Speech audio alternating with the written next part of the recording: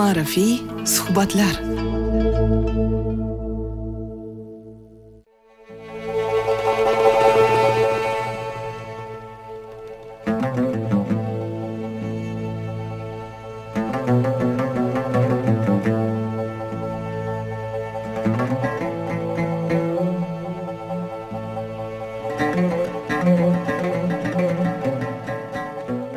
Qalblar yaxshilik qilgan odamni sevish va yomonlik qilgan kimsani yomon ko'rish tuyg'usida yaratilgan. Kim bir kishini yaxshilik tomon yo'naltirsa, unga ham o'sha yaxshilikni qilgan yoki bajargan kishining mislicha ajr bo'ladi. Qalbni poklamaguncha ilm nur bo'lmaydi. Ilm haqiqiy bo'lishi uchun qalb ham sof bo'lishi shart. Kim nafsini yengsa, u haqiqat yo'liga kirgan bo'ladi. Tasavvufda eng katta jihod nafsga qarshi kurash. Haqiqatni izlagan kishiga hamma yo'l ochiqdir. Qalb pok bo'lsa, duo qabul bo'ladi. Xizmat va saxovat insonning eng katta boyligi.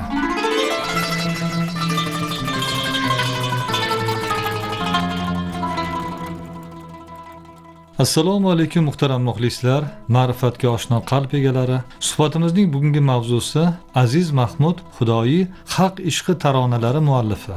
Suhbatdoshimiz esa filologiya fanlari doktori Nodirxon Hasanov bo'ladilar. Mikrofon qarshisida Ma'murjon Abdiyev.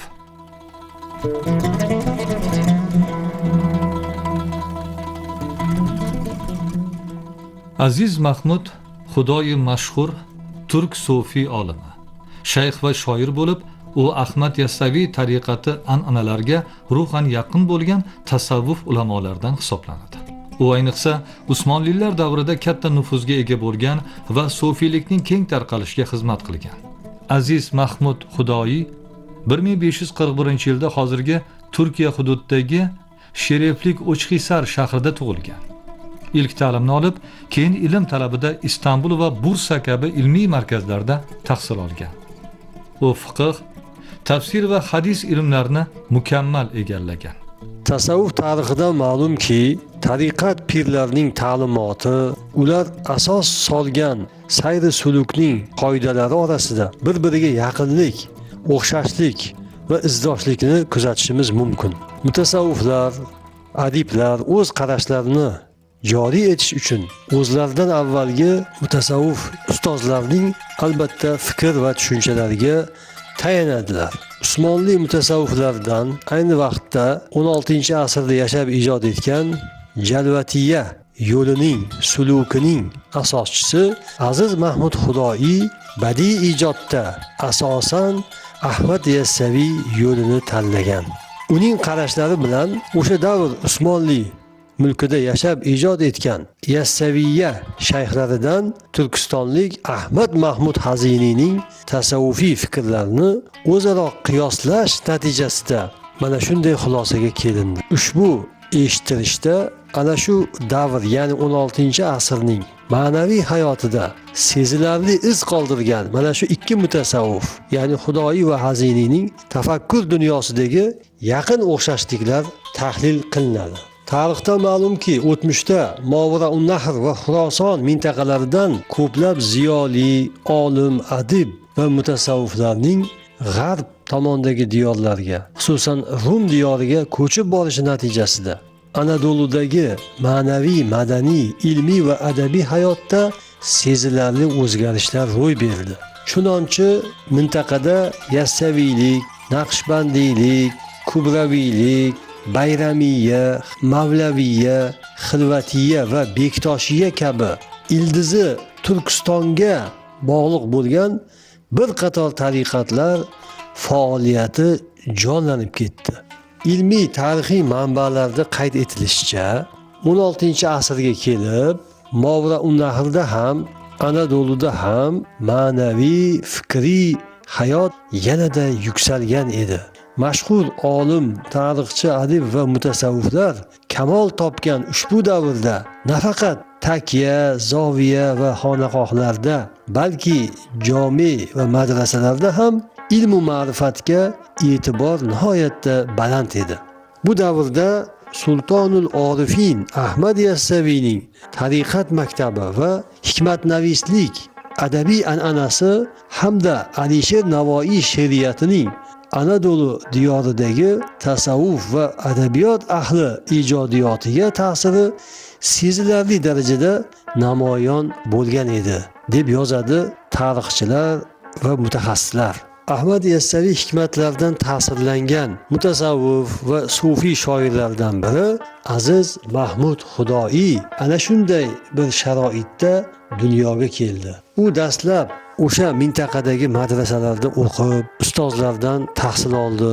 Ustozlari bilan birga turli mamlakatlarga safar qildi va nihoyat Shomda Xilvatiy shayxi Karimuddin Xilvatiyga shogird tushdi. Ta'lim davri nihoyasiga yetgach, turli muassasalarda qozilik vazifasida ishladi. 1576-yil esa Bayramiya sulukining ustozlaridan Muhammad Uftoda hazratlariga intisob qildi.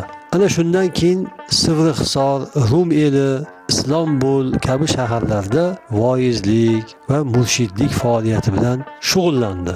Ham zohiriy hamda botiniy ilmlarni chuqur egallagan Xudoiy bir tomondan jomelarda talabalarga ilm o'rgatar, ikkinchi tomondan esa takiya va xonaqohlarda tashna qalblarni tasavvuf haqiqatlari bilan oshno qilar. Yana bir jihatdan esa o'zi ilmiy tasavvufiy asarlar yozib, badiiy ijod bilan shug'ullanib, ilm va tasavvuf ahlini ma'rifat ziyosi bilan bahramand etar edi.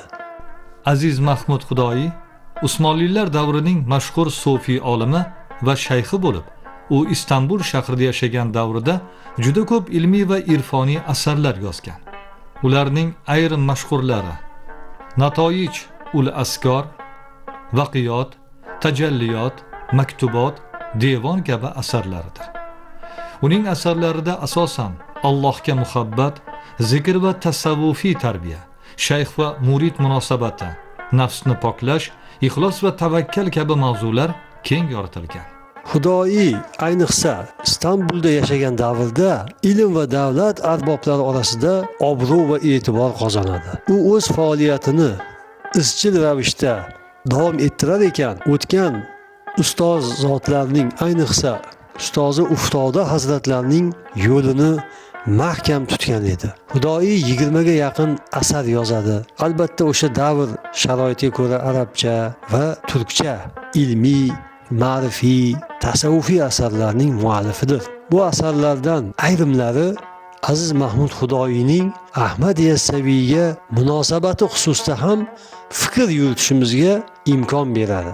Zero Xudoiy ilmiy tasavvufiy asarlar bilan bir qatorda sufiyona xalq adabiyoti yo'nalishidagi she'rlari va ilohiylari ham yozib ijod qilgan bir muallifdir. U zamondoshlaridan Boqiy, Naf'iy, Holatiy, Javhariy, Yahyo afandi kabi shoirlardan farqli o'laroq o'z she'rlarini Yassaviya maktabi shoirlari uslubida qalamga oladi. Adabiyotshunos Nihot Malkuch bu borada shunday yozadi. Aziz Mahmud Xudoiy olimlik bilan bir qatorda yaxshigina shoir ham bo'lgan. U mumtoz devon adabiyotidan xabardor bo'lishiga qaramay, she'riyatda Ahmad Yassaviy va Yunus Emro singari mutasavvuf shoirlarning yo'lidan yurishni tanlagan, deydi. Demak, ushbu adabiyotshunosning fikriga ko'ra Aziz Mahmud Xudoiy o'z davridagi o'sha klassik mumtoz adabiyotni yaxshi bilishiga qaramasdan nihoyatda sodda yo'lni tutdi. Ya'ni Yassaviy va Yunus Emroning yo'lni tutib, sodda xalqona she'rlar yozdi. Dar haqiqat Xudoiy she'rlarining vazni Yassaviy hikmatlariga o'xshash, xalqona, tili ham sodda, ifodalari nihoyatda yengil. Uning she'rlarida ham Yassaviy hikmatlaridagi g'oya va tushunchalarga alohida ahamiyat berilganligini osongina anglash mumkin. Masalan, Yassaviyning bir hikmatida o'qiymiz. Eranlari haq yodidan g'ofil bo'lmas. Rijolun la tulhihim der xoliqun nos. Eran yo'lin tutgan hargiz yo'lda qolmas. Ul hazratda sir asrori maqbul bo'lur. Eranlar ta'riflangan she'rlarida Xudoiy esa bunday deydi. Tavhid ila o'lur har mushkul oson, haqqa tavhid ila ermish eranlar. Xudoiy insonlarni to'g'rilikka, haq va haqiqatga chorlovchi she'rlarida badiiyat birlamchi unsur sifatida ko'zga tashlanmasa-da, u ko'proq Ahmad Yassaviy, Yunus Emro kabi takya xonaqoh shoirlariga izdoshlik qilganini yaqqol payqashimiz mumkin. Zero u o'z she'rlarida o'zining ma'naviy holatini ifodalashdan ko'ra ko'proq axloqiy, ma'rifiy qoidalarni o'rgatishga e'tibor beradi. Shu jihatdan didaktik, ya'ni tarbiyaviy xarakter kasb etgan Xudoiy ijodiyotini adabiyotshunos Ogoh Sirri Levent tasavvufiy xalq adabiyotida muvaffaqiyat qozongan shoirlardan deb hisoblaydi. Aziz Mahmud Xudoiy garchi bevosita Yassaviy tariqati shayxi bo'lmagan bo'lsa-da, uning ta'limotida Ahmad Yassaviy maktabiga xos qator jihatlar ko'rinadi. Xalq orasida dinni sodda va tushunarli tilda targ'ib qilish, zikr va ruhiy tarbiyaga katta ahamiyat berish, xalq xizmati va kamtarlikni asosiy fazilat deb bilish. Shu sababli ayrim tadqiqotchilar uni Yassaviy ruhiy an'anasining davomchilaridan biri deb hisoblaydi. Aziz Mahmud Xudoiy she'riyatida Hoji Ahmad Yassaviy hikmatlarining ta'siri aniq seziladi. Bu o'xshashlik asosan mazmun, uslub va tasavvufiy g'oyalarda namoyon bo'ladi. Yassaviy hikmatlarida ham, Aziz Mahmud Xudoiy she'rlarida ham asosiy mavzu Allohga muhabbat, nafsni poklash, fano va taslim g'oyalaridir. Xudoiy she'rlarining Yassaviy hikmatlariga o'xshashligi haqida Turkiyada ham ma'lum fikrlar aytib o'tilgan. Muhammad Xolid Bayri Xudoiyning she'rlarini tahlil qilar ekan, uning she'riyati Anadolu mutasavviflaridan ko'ra ko'proq O'rta Osiyolik darveshlar va ularning peshvosi bo'lgan Ahmad Yassaviyga bog'liq ekanligini e'tirof etadi. Uning fikricha, Xudoiyning she'rlarida Ahmad Yassaviyning hikmat usulini ko'rish mumkin. Xudoiy Ahmad Yassaviy bilan oradagi masofani bir onda ko'tarib, u bilan bir davrda yashagandek. Zero u ham Yassaviy kabi axloqparast, orif va oshiq zehniyati bilan qalam tebratgan deb yozadi adabiyotshunos olim. Yana bir tarixchi olim Navzod O'skanning yozishicha, Aziz Mahmud Xudoiyning pand nasihat tushunchasi va ahli sunnatga bog'liqligi Ahmad Yassaviyning fikr qarashlariga yaqin. Yana bir mutasavvif olim, tasavvufshunos Hasan Komil Yilmazning yozishicha, Xudoiyning devonida yassaviyona hikmatlarning juda ko'p o'rin olganligi ta'kidlanadi. Ahmad Yassaviy hikmatlari o'zidan keyingi ko'plab sufiy shoirlar ijodiga katta ta'sir ko'rsatgan. Ularning she'riyatida umumiy tasavvufiy ruh yaqqol ko'zga tashlanadi. Yassaviy izdoshlari she'rlarida Allohga muhabbat, nafsni tarbiya qilish, dunyodan uzoqlashish g'oyalari asosiy o'rinni egallaydi. Ular xalqqa tushunarli, sodda tilda yozishga harakat qilgan.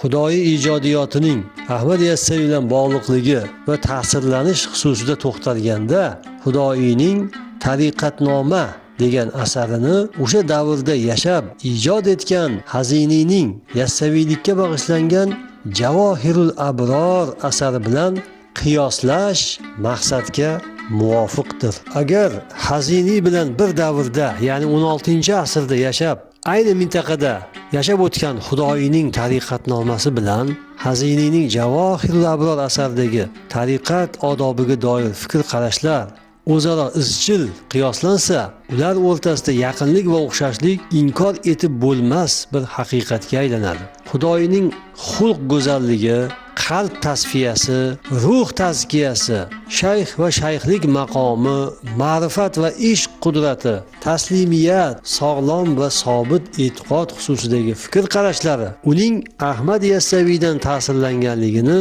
tasdiqlashga qodir. Birgina ustoz va shogird munosabatlariga doir fikrlarni olib ko'raylik. Haziniy Javohirul Abrorda Ahmad Yassaviyning shunday fikrlarni keltiradi. Har kimki tavfiq rabboniy rafiq o'lib tahsil ma'rifatulloh va takmil nisbati intiboh uchun istasaki bir muqtadoi rabboniyga murid bo'lib mustafid o'lg'ay va yavmul jazo hinul liqoda hijolat chekmagay. Inobatu bay'ata bir komil mukammil kerak. Shariatda zohir va tariqatda mohir va haqiqatda mazhar muzohir kerak. Atvori g'aybul g'aybda va asroru la raybda xoliki molik va vosil mutavosil kerak deb yozadi Hazini. Mazmuni shundayki, kimga haqning yordami nasib bo'lib, u ma'rifatullohni tanish va ruhiy kamolotga erishishni istasa, haqiqiy ustozga shogird bo'lib, undan ma'naviy istifoda etish kerak. Shunda Janobi Haq huzurida hijolatga qolmaydi. Solik kamolot yo'lida mukammal, qonun qoidalarini yaxshi bilgan, sayr sulukni chuqur fahmlagan va haqiqatga erishgan murshidga bog'lanish kerak. U shunday murshidki, ma'naviy yo'lni bosib o'tgan, ruhiy, ma'naviy sirlarni anglovchi va haqqa yaqinlik qozongan bir inson bo'lish kerak, deydi Hazini. Endi Xudoyining bu boradagi fikrlariga nazar solaylik. U o'z asarida ustozning salohiyati va tarbiya mahoratiga urg'u berib shunday deydi: Tariqi haqqa solik bo'lmoq istaganlarga ma'lum bo'lsinki, bir murshidi komil va bir muaddib hozir lozim ekandir. Muridi mustarshida lozimki, avvalo mashoyixdan bir qalbi qaror etib, ko'ngli do'landig'i shayxga bay'at etgay. Ahdini bir vajh ila mahkam tutgayki, sarroda va darroda, shiddatda va rahoda ul ahdi naqz etmasdan bay'atiga sobit qadam bo'lsin, deydi aziz Mahmud Xudoyi. Mazmuni shunday: haqiqat yo'liga kirishni istagan sayri suluk yo'lovchisi bilishi kerakki, unga komil bir rahnamo va mohir tarbiyachi kerak. Inson faqat kitob bilan olim bo'lishi mumkin, lekin odobni faqat jonli muloqot va mohir ustoz nazoratida o'rganadi. Bu yerdagi hoziq sifati mahoratli tabib, ya'ni muridning, talabaning kibr, hasad, g'azab kabi ichki ruhiy kasalliklarni davolay oladigan mutaxassis ma'nosida ishlatilgan. Ilmli kishilar ichidan qalbi taskin topgan va ko'ngli chopgan, ishonchi komil bo'lgan bir ustozga bay'at qilib ahd beradi. Bu yerda chin ko'ngildan bog'lanish iborasi juda go'zal ishlatilgan. Ya'ni inson ustozni faqat aqli bilan emas, qalbi bilan ham tanlash kerak. Qalb qaror topgan joydagina haqiqiy ta'lim boshlanadi.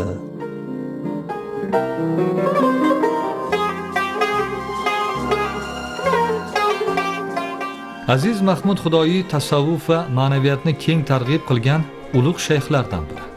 U bevosita Yassaviy tariqatiga mansub bo'lmasa-da, Ahmad Yassaviy maktabiga xos ruhiy an'analarni davom ettirgan va sufiylik rivojiga katta hissa qo'shgan. Bu haqdagi suhbatimizni dasturimizning keyingi sonida davom ettiramiz.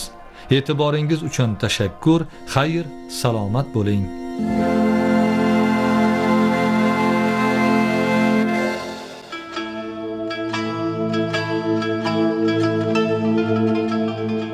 Ma'rifiy suhbatlar.